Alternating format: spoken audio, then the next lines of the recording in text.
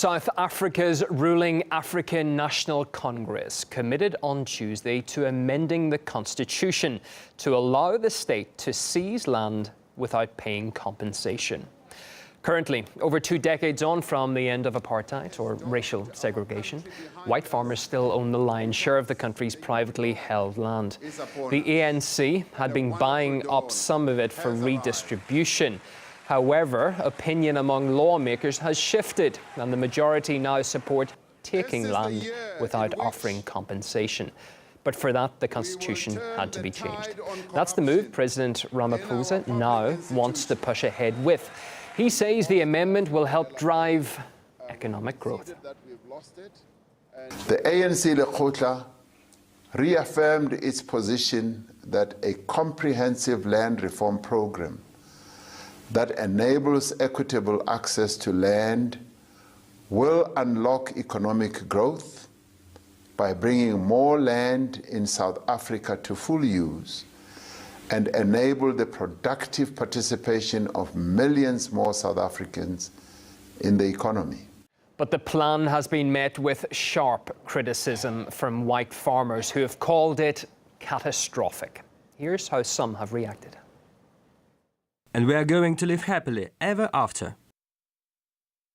South Africa doesn't have a land problem, it has a political problem. This is disgraceful. What an appalling situation in South Africa. Where are all those protesters? Did your ANC explain to you that you won't be owning the land, but will be renting it from them? Won't it be for free? Well, we can go live now to Benny van Saal, General Manager of the Transvaal Agricultural Union in South Africa. Welcome to the programme. To take the President's words there, how is this going to help South Africa's economy? No, not at all. You know, South Africa do have a huge problem with poverty and unemployment. And for us, this is a pity that they make these choices because no one will invest in this economy.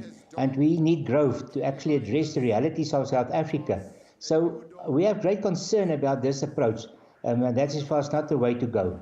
How much call is there from the public for this change in the law? Surely by now a less draconian way to balance somehow land ownership could have been developed. You know, at this stage, all the land that is transferred under the ANC government, by their own admittance, 90% go out of production.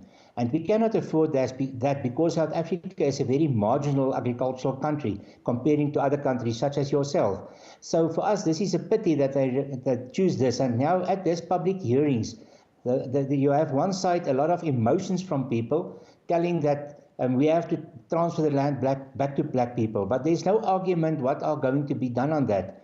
On the other hand, you have a lot of people make some inputs. What can we do to make sure that we can run the economy correctly, that we actually make use of the right production factors to make sure that there's profitability in the agricultural sector so that we can have food security. Okay. But the people that were most at these meetings were the emotional people. Now they say the people want that. But what will be the reality afterwards? Will we have food in this country? That's the big question that should be answered. If farmers oppose this, which clearly they're going to do, what is going to happen? Well, for sure, we need now some rational thoughts in this country. This is not the way to go.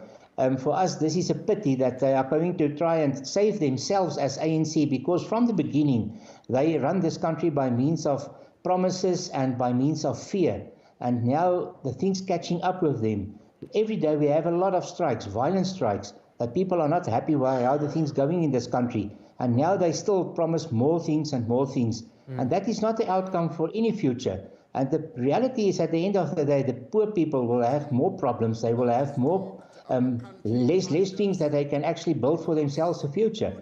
We fight for many years so that they can give the people title deeds, help them to make sure that they can make a living in South Africa. Yeah. But at this stage, it's the first time that the ANC start doing that. The hope from the ANC, what they're thinking perhaps would suggest, is that it's going to get closer ties with other countries. But such a tough measure in land ownership, it could lead to the opposite, couldn't it? It could discourage vital foreign investment because property rights look to be not respected here.